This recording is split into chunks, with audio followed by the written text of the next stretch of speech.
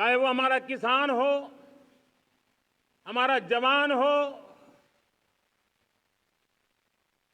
हमारे नौजवानों का हौसला हो, हमारी माताओं बहनों का योगदान हो, दलित हो, पीड़ित हो, शोषित हो, वंचित हो, अभावों के बीच भी स्वतंत्रता के प्रति उसकी निष्ठा, लोकतंत्र के प्रति उसकी श्रद्धा, ये पूरे विश्व के लिए एक प्रेरक घटना है। मैं आज ऐसे सभी को आदरपूर्वक नमन करता हूं। प्यारे देशवासियों,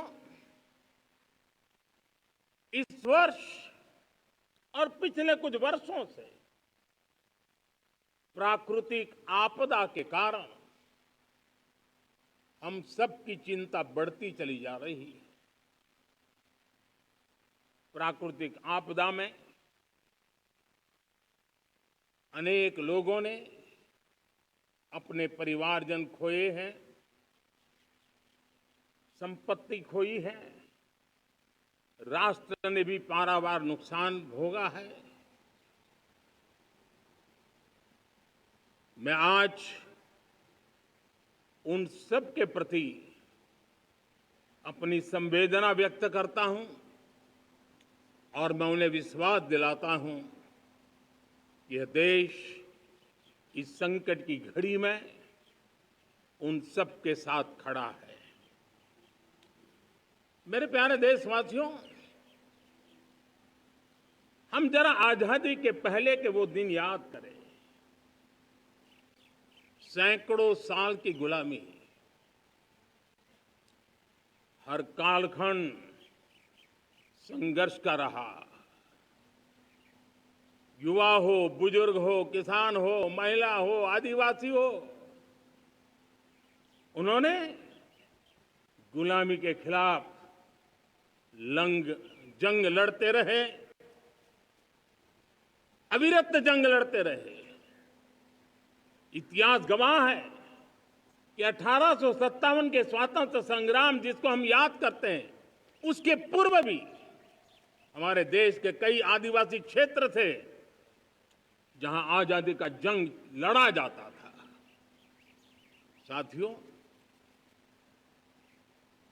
गुलामी का इतना लंबा कालखंड,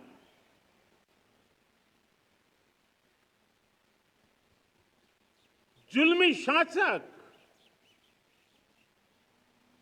अपरंपार यातनाएं, सामान्य से सामान्य मानवीयों का विश्वास तोड़ने की हर तरकीब है। उसके बावजूद भी उस समय की जनसंख्या के हिसाब से करीब 40 करोड़ देशवासी आजादी के पूर्व 40 करोड़ देशवासियों ने वो जज्बा दिखाया, वो सामर्थ्य दिखाया, वो एक सपना लेकर के चले, एक संकल्प लेकर के चलते रहे, जूझते रहे। एक ही स्वर था, वंदे मातरम। एक ही सपना था, भारत की आजादी का।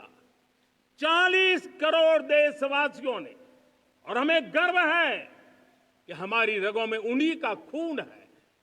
वो हमारे पूर्वज थे। सिर्फ 40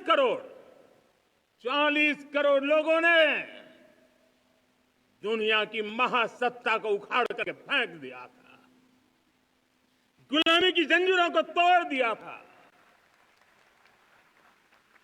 अगर हमारे पूर्वज, जिनका खून हमारी रगों में है, आज हम तो 140 करोड़ है। अगर 40 करोड़ गुलामी की बेड़ियों को तोड़ सकते हैं, अगर 40 करोड़ आजादी के सपने को पूर्ण कर सकते हैं, आजादी लेकर के रह सकते हैं, तो 140 करोड़ देश के मेरे नागरिक 140 करोड़ मेरे परिवारजन अगर संकल्प लेकर के चल पड़ते हैं, एक दिशा निर्धारित करके चल पड़ते हैं, कदम से कदम मिलाकर, कंधे से कंधा मिलाकर अगर चल पड़ते हैं, तो चुनौतियां कितनी भी क्यों ना हो, अभाव की मात्रा कितनी ही तीव्र क्यों ना हो, संसाधनों के लिए जूझने की नौबत हो तो भी हर चुनौती को पार करते हुए हम समृद्ध भारत बना सकते हैं। हम 2047 विकसित भारत का लक्ष्य प्राप्त कर सकते हैं। अगर 40 करोड़ देशवासी अपने पुरुषार्थ से, अपने समर्पण से, अपने त्याग से, अपने बलिदान से आजादी दे सकते हैं, आजाद भारत बना सकते हैं, तो 140 करोड़ देशवासी उसी भाव से समृद्ध भारत भी बना सकते हैं। साथियों, वो एक समय था जब लोग देश के लिए मरने के लिए प्रतिबद्ध थे और आजादी मिली थी। आज ये समय है देश के लिए जीने की प्रतिबद्धता का। अगर देश के लिए मरने की प्रतिबद्धता आजादी दिला सकती है, तो देश के लिए जीने की प्रतिबद्धता समृद्ध भारत भी बना सकती है।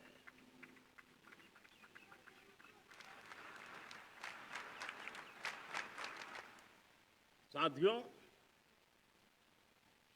विकसित भारत 2047 इस तरफ भाषण के शब्द नहीं है, इसके पीछे कठोर परिश्रम चल रहा है। देश के कोटि कोटि जनों के सुझाव लिए जा रहे हैं और हमने देशवासियों से सुझाव मांगे और मुझे प्रसन्नता है कि मेरे देश के करोड़ों नागरिकों ने विकसित भारत 2047 के लिए अनगिनत सुझाव दिए हैं। हर देशवासी का सपना उसमें प्रतिबिंबित हो रहा है, हर देशवासी का संकल्प उसमें झलकता है।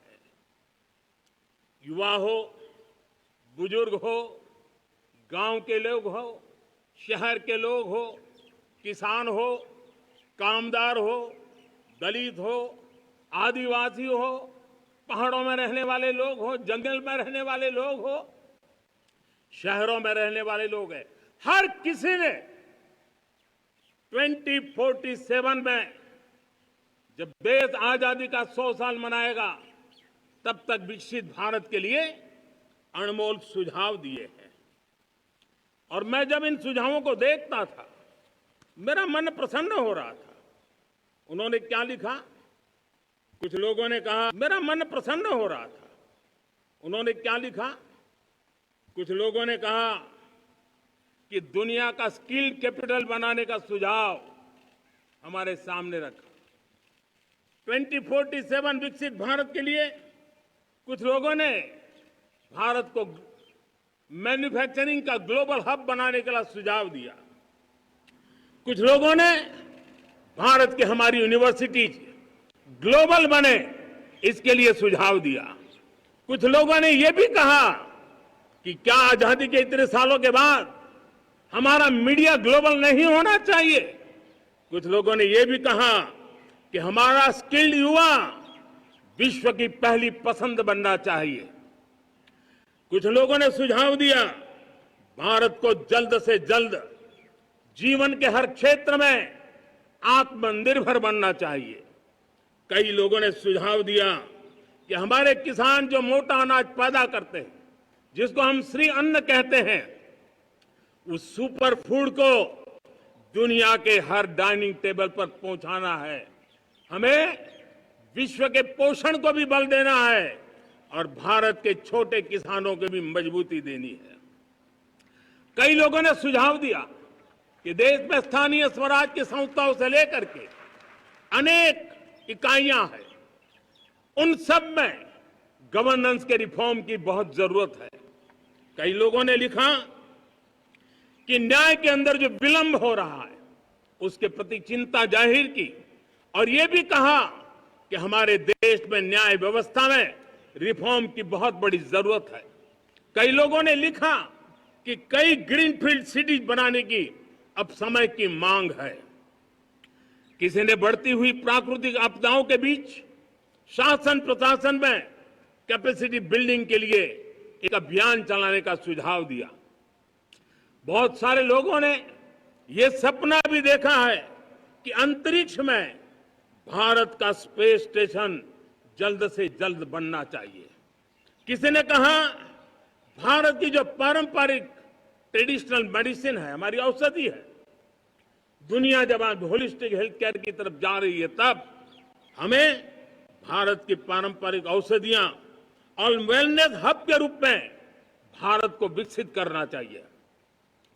कोई कहते हैं कि अब देर नहीं होनी चाहिए, भारत जल्द से जल्द दुनिया की तीसरी सबसे बड़ी इकोनॉमी बनना चाहिए। साथियों, मैं इसलिए पढ़ रहा था कि मेरे देशवासियों ने सुझाव दिए, मेरे देश के सामान्य नागरिक ने ये सुझाव हमें दिए हैं। मैं समझता हूं जब देशवासियों की इतनी विशाल सोच हो, देशवासियों के इतने बड़े सपने हो, देशवासियों की इन बातों में जब संकल्प झलकते हो तब हमारे भीतर एक नया संकल्प दृढ़ बन जाता है, हमारे मन में आत्मविश्वास नई ऊंचाई पर पहुंच जाता है। और साथियों, देशवासियों का ये भरोसा सिर्फ कोई इंटेलेक्चुअल डिबेट नहीं है, ये भरोसा अनुभव से निकला हुआ है। ये विश्वास लंबे कालखंड के परिश्रम की पैदावार है और इसलिए देश का सामान्य मानव याद करता है जब लाल किले से कहा जाता है कि हिंदुस्तान के 18,000 गांवों में समय सीमा में बिजली पहुंचाएंगे और वो काम हो जाता है, तब भरोसा मजबूत हो जाता है। जब ये तय होता है कि आजादी के इतने सालों के बाद भी 2.5 करोड़ परिवार ऐसे हैं जहां बिजली नहीं है, वो अंधेरे में जिंदगी गुजारते हैं, 2.5 करोड़ घरों में बिजली पहुंच जाती है, तब सामान्य मानवीय का भरोसा बढ़ जाता है। जब लाल किले से स्वच्छ भारत की बात कही जाए तब इस देश के अग्रिम हरोड़ पंक्ति में बैठे हुए लोग हो, गांव के लोग हो, गरीब बस्ती में रहने वाले लोग हो, छोटे छोटे बच्चे हो, हर परिवार के अंदर स्वच्छता का वातावरण बन जाए, स्वच्छता की चर्चा हो, स्वच्छता के संदर्भ में एक दूसरे को रोक टोकने का निरंतर प्रयास चलता रहे। मैं समझता हूं कि ये भारत के अंदर आई हुई नई चेतना का प्रतिबिंब है। जब देश के सामने लाल किले से कहा जाए कि आज हमारे परिवारों में 3 करोड़ परिवार ऐसे हैं जिनके घर में नल से जल मिलता है, आवश्यक है हमारे इन परिवारों को पीने का शुद्ध पानी पहुंचे। जल जीवन मिशन के तहत इतने कम समय में नए 12 करोड़ परिवारों को जल जीवन मिशन के तहत नल से जल पहुंच रहा है। आज 15 करोड़ परिवार इसके लाभार्थी बन चुके हैं। हमारे कौन लोग वंचित थे इन व्यवस्थाओं से, कौन पीछे रह गए थे? समाज के अग्रिम पंक्ति के लोग इसके लिए अभाव में नहीं जीते थे। मेरे दलित, मेरे पीड़ित, मेरे शोषित, मेरे आदिवासी भाई बहन, मेरे गरीब भाई बहन, मेरे झुग्गी झोपड़ी में जिंदगी गुजारने वाले लोग, वही तो इन चीजों के अभाव में जी रहे थे। हमने अनेक ऐसे प्राथमिक आवश्यकताओं की पूर्ति के लिए जो प्रयास किया और उसका परिणाम हमारे इन सारे समाज के बंधुओं को मिला है। हमने वोकल फॉर लोकल का मंत्र दिया। आज मुझे खुशी है कि वोकल फॉर लोकल ने अर्थतंत्र के लिए एक नया मंत्र बन गया है। हर डिस्ट्रिक्ट अपनी पैदावार के लिए गर्व करने लगा है। वन डिस्ट्रिक्ट वन प्रोडक्ट का माहौल बना है। अब वन डिस्ट्रिक्ट वन प्रोडक्ट को वन डिस्ट्रिक्ट का वन प्रोडक्ट एक्सपोर्ट कैसे हो, उस दिशा में हर जिले सोचने लगे हैं। रिन्यूएबल एनर्जी का संकल्प लिया था। G20 समूह के देशों ने जितना किया है उससे ज्यादा भारत ने किया है। और भारत ने ऊर्जा के क्षेत्र में आत्मनिर्भर बनने के लिए, ग्लोबल वार्मिंग की चिंताओं से मुक्ति पाने के लिए हमने काम किया है। साथियों, देश गर्व करता है आज जब फिनटेक की सफलता को लेकर पूरा विश्व भारत से कुछ सीखना समझना चाहता है, तब हमारा गर्व और बढ़ जाता है। साथियों, हम कैसे भूल सकते हैं कोरोना के वो संकट काल। विश्व में सबसे तेज गति से करोड़ों लोगों को वैक्सीनेशन का काम हमारे इसी देशों में हुआ। यही देश हैं जो कभी आतताई आतंकवादी हमें आकर के मार के चले जाते थे। जब देश की सेना सर्जिकल स्ट्राइक करती है, जब देश की सेना एयर स्ट्राइक करती है, तो देश के नौजवानों का सीना ऊंचा हो जाता है, तन जाता है, गर्व से भर जाता है। और यही बातें हैं जो आज 140 करोड़ देशवासियों का मन गर्व से भरा हुआ है, आत्मविश्वास से भरा हुआ है। साथियों, इन सारी बातों के लिए एक सुविचारित प्रयास हुआ है। रिफॉर्म की परंपरा को सामर्थ्य दिया गया है, नक्कर तरीकों के, नक्कर लक्ष्य को लेकर के। और जब राजनीतिक नेतृत्व की संकल्प शक्ति हो, दृढ़ विश्वास हो, जब सरकारी मशीनरी उसको लागू करने के लिए समर्पण भाव से जुट जाती है, और जब देश के हर नागरिक उस सपने को पूरा करने के लिए, जन भागीदारी करने के लिए, जन आंदोलन बनाने के लिए आगे आता है, तब हमें निश्चित परिणाम मिलता ही रहता है। मेरे प्यारे देशवासियों, हम ये न भूलें कि इस देश उस परिस्थितियों से भी दशकों तक भी आजादी के बाद समय बिताया है, जब होती है, चलती है, अरे यार ये तो चलेगा, अरे हमें क्या मेहनत करने की जरूरत है, अरे मामला है अगली पीढ़ी दिखेगी, अरे हमको मौका मिला है यार, मौज कर लो, आगे वाला आगे का जाने, हमें क्या करना है, हम अपना समय निकाल दें। अरे नया करने जाओगे कोई बवाल उठ जाए, पता नहीं क्यों देश में स्टेटस को का माहौल बन गया था। जो है उसी से गुजारा कर लो, यही का माहौल बन गया था। और लोग तो कहते हैं अरे भाई छोड़ो, अब कुछ होने वाला नहीं है, चलो, ऐसा ही मन बन गया था।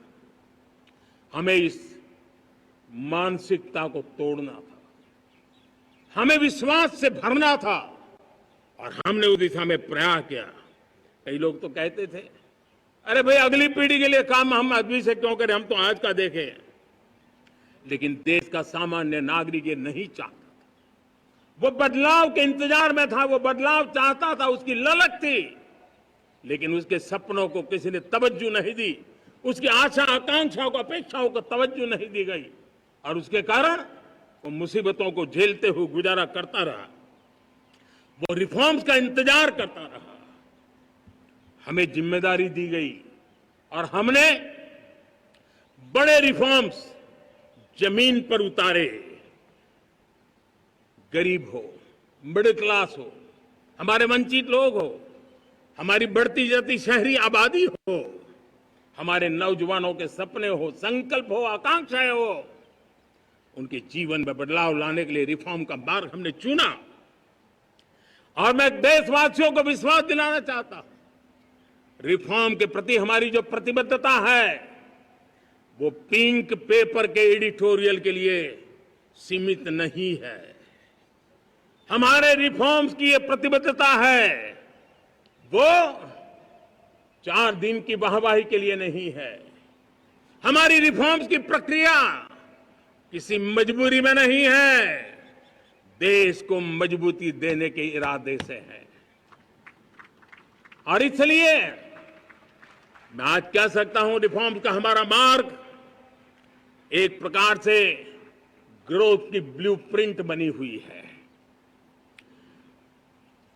ये हमारा रिफॉर्म, ये ग्रोथ, ये बदलाव, ये सिर्फ डिबेट क्लब के लिए, इंटेलेक्चुअल सोसाइटी के लिए, एक्सपर्ट लोगों के लिए सिर्फ चर्चा का विषय नहीं है। साथियों, हमने राजनीतिक मजबूरी के कारण नहीं किया है। हम जो कुछ भी कर रहे हैं वो राजनीति का भागा गुणा करके नहीं सोचते हैं। हमारा एक ही संकल्प होता है, नेशन फर्स्ट, नेशन फर्स्ट, राष्ट्र हित सुप्रीम। ये मेरा भारत महान बने, इसी संकल्प को लेकर के हम कदम उठाते हैं। साथियों, जब रिफॉर्म की बात आती है, एक लंबा परिवेश है।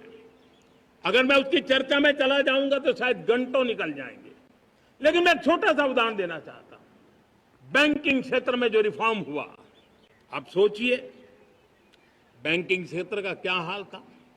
न विकास होता था, न विस्तार होता था, न विश्वास बढ़ता था। इतना ही नहीं, जिस प्रकार की कारनामे चले उसके कारण हमारे बैंक संकटों से गुजर रहे थे। हमने बैंकिंग सेक्टर को मजबूत बनाने के लिए अनेकविध रिफॉर्म्स किए और आज उसका कारण हमारी बैंक विश्व में जो इन्हीं गुनी मजबूत बैंक हैं उसमें भारतीय बैंकों ने अपना स्थान बनाया है। और जब बैंक मजबूत होती है ना, तब फॉर्मल इकोनॉमी की ताकत भी बढ़ती है। जब बैंक की व्यवस्था बन जाती है, जब सामान्य खास करके मध्यम वर्ग के परिवार की जो रिक्वायरमेंट होती है उसको पूरा करने की सबसे बड़ी ताकत बैंकिंग सेक्टर में होती है। अगर उसको होम लोन चाहिए, उसको व्हीकल का लोन चाहिए, मेरे किसान को ट्रैक्टर के लिए लोन चाहिए, मेरे नौजवानों को स्टार्टअप के लिए लोन चाहिए, मेरे नौजवानों को कभी पढ़ने के लिए, एजुकेशन के लिए लोन चाहिए, किसी को विदेश जाने के लिए लोन चाहिए, ये सारी बातें उसे संभव होती है। मुझे तो खुशी है कि मेरे पशुपालक भी, मेरे मछली पालन करने वाले भाई बहन भी आज बैंकों से लाभ ले रहे हैं। मुझे खुशी है मेरे रेहड़ी पटरी वाले लाखों भाई बहन आज बैंक से साथ जुड़ करके अपनी नई ऊंचाइयों को प्राप्त कर रहे हैं और विकास की दिशा में वो भागीदार बन रहे हैं। हमारे एमएसएमई, हमारे लघु उद्योग के लिए तो बैंक एक सबसे बड़ी सहायक होती है। उसको रोजमर्रा पैसों की जरूरत होती है अपने नित्य मर्जी पर प्रगति के लिए, और उस काम को हमारी मजबूत बैंकों के कारण संभव हुआ है। साथियों,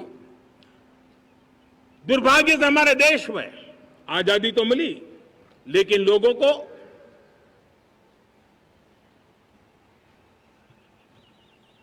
एक प्रकार से माई बाप कल्चर से गुजरना पड़ा। सरकार के पास मांगते रहो, सरकार के पास हाथ फैलाते रहो, किसी की सिफारिश के लिए रास्ते खोजते रहो, वही कल्चर डेवलप हुआ था। आज हमने गवर्नेंस के इस मॉडल को बदला है। आज सरकार खुद लाभार्थी हितार्थी के पास जाती है। आज सरकार खुद उसके घर गैस का चूल्हा पहुंचाती है। आज सरकार खुद उसके घर पानी पहुंचाती है। आज सरकार खुद उसके घर बिजली पहुंचाती है। आज सरकार खुद उसको आर्थिक मदद दे करके विकास के नए आयामों को सर करने के लिए प्रेरित करती है, प्रोत्साहित करती है। आज सरकार खुद नौजवान के स्किल डेवलपमेंट के लिए अनेक कदम उठा रही है। साथियों, बड़े रिफॉर्म्स के लिए हमारी सरकार बहुत ही प्रतिबद्ध है और हम इसी के द्वारा देश में प्रगति की राह को चुनना चाहते हैं। साथियों, देश में नई व्यवस्थाएं बन रही है। देश को आगे ले जाने के लिए अनेकविध नीतियों को, अनेकविध पॉलिसीज को निरंतर बनाया जाए और नए सिस्टम पर देश का भरोसा भी बढ़ता रहता है, निरंतर बढ़ता रहता है। आज जो 20-25 साल का नौजवान है, जो 10 साल पहले जब 12-15 साल की उम्र का नौजवान था, उसने अपनी आंखों के सामने ये बदलाव देखा है। 10 साल के भीतर भीतर उसके सपनों को आकार मिला है, धार मिली है और उसके आत्मविश्वास में एक नई चेतना जगी है और वही देश का एक नया सामर्थ्य के रूप में उभरना है। आज विश्व भर में भारत की साख बढ़ी है, भारत के प्रति देखने का नजरिया बदला है। आज विश्व में युवाओं के लिए संभावनाओं के द्वार खुले हैं। रोजगार के अनगिनत नए अवसर जो शायद आजादी के इतने सालों के बाद भी नहीं आए थे, वो आज उनके दरवाजे पर दस्तक दे रहे हैं। संभावनाएं बढ़ती गई हैं, नए मौके बन रहे हैं। मेरे देश के युवाओं को अब धीरे धीरे चलने का इरादा नहीं है। मेरा देश का नौजवान इंक्रीमेंटल प्रगति में विश्वास नहीं करता। मेरा देश का नौजवान छलांग मारने के मूड में है। वो छलांग मार के नई सिद्धियों को प्राप्त करने के मूड में है। मैं कहना चाहूंगा, भारत के लिए गोल्डन एरा है। वैश्विक परिस्थितियों की तुलना में भी देखें, ये गोल्डन एरा है। ये हमारा स्वर्णिम कालखंड है। मेरे प्यारे देशवासियों, ये अवसर हमें जाने नहीं देना है। ये मौका हमें जाने नहीं देना चाहिए। और इसी मौके को पकड़ करके अपने सपने और संकल्पों को लेकर के चल पड़ेंगे तो हम देश की स्वर्णिम भारत की जो अपेक्षा और हमें विकसित भारत का 2047 का लक्ष्य हम पूरा करके रहेंगे। हम सदियों की बेड़ियों को तोड़ करके निकले हैं। आज टूरिज्म का क्षेत्र हो, एमएसएमई का क्षेत्र हो, एजुकेशन हो, हेल्थ सेक्टर हो, ट्रांसपोर्ट सेक्टर हो, खेती और किसानी का सेक्टर हो, हर सेक्टर में एक नया आधुनिक सिस्टम बन रहा है। हम विश्व की बेस्ट प्रैक्टिसेस को भी आगे देख रखते हुए हम हमारे देश की परिस्थितियों के अनुसार आगे बढ़ना चाहते हैं। हर सेक्टर में आधुनिकता की जरूरत है, नएपन की जरूरत है, टेक्नोलॉजी को जोड़ने की जरूरत है। और हर सेक्टर में हमारी नई नीतियों के कारण इन सारे क्षेत्रों में एक नया सपोर्ट मिल रहा है, नई ताकत मिल रही है। हमारे सारे अवरोध हटे, हमारी बंदी से दूर हो, हम पूरे सामर्थ्य के साथ चल पड़े, खिल उठे, सपनों को पा करके रहे, सिद्धि को हम अपने निकट देखें, हम आत्मसात करें, उस दिशा में हम चलना है। अब आप देखिए कितना बड़ा बदलाव रहा है। मैं एकदम जमीनी स्तर की बात करूं, विमेन सेल्फ हेल्प ग्रुप आज 10 साल में हमारे 10 करोड़ बहनें विमेन सेल्फ हेल्प ग्रुप में जुड़ी। 10 करोड़ नई बहनें। हमें गर्व हो रहा है कि हमारे सामान्य परिवार की, गांव की 10 करोड़ महिलाएं आर्थिक रूप से आत्मनिर्भर बन रही हैं। और जब महिला आर्थिक रूप से आत्मनिर्भर बनती हैं, तब परिवार की निर्णय प्रक्रिया की हिस्सेदार बनती हैं, एक बहुत बड़ी सामाजिक परिवर्तन की गारंटी लेकर के आती है। मुझे गर्व है इस बात पर, लेकिन साथ साथ मुझे गर्व इस बात का भी है कि हमारे सीईओ आज दुनिया भर के अंदर अपनी धाक जमा रहे हैं। भारत के हमारे सीईओ विश्व भर में अपनी धाक जमा रहे हैं। हमारे लिए खुशी की बात है कि एक तरफ मेरे सीईओ दुनिया भर में नाम कमा रहे हैं, भारत का नाम बढ़ा रहे हैं, तो दूसरी तरफ विमेन सेल्फ हेल्प ग्रुप से 1 करोड़ मेरी सामान्य परिवार की माताएं बहनें लखपति दीदी बनती है। मेरे लिए ये भी उतना ही गर्व की बात है। अब हमने सेल्फ हेल्प ग्रुप को 10 लाख रुपए से 20 लाख रुपए देने का निर्णय किया है। अब तक 9 लाख करोड़ रुपए बैंकों के माध्यम से हमारे इन विमेन सेल्फ हेल्प ग्रुप को मिले हैं, और जिसकी मदद से वो अपने अनेकविध कामों को बढ़ावा रहे हैं। मेरे साथियों, मेरे नौजवान इस तरफ ध्यान दें। स्पेस सेक्टर एक फ्यूचर है हमारे साथ जुड़ा हुआ, एक महत्वपूर्ण पहलू है। हम उस पर भी बल दे रहे हैं। हमने स्पेस सेक्टर में बहुत रिफॉर्म किए हैं। जिन बंधनों में हमने स्पेस सेक्टर को बांध के रखा था, उसे हमने खोल दिया है। आज सैकड़ों स्टार्टअप्स स्पेस के सेक्टर में आ रहे हैं। वाइब्रेंट बनता जाता हमारा स्पेस सेक्टर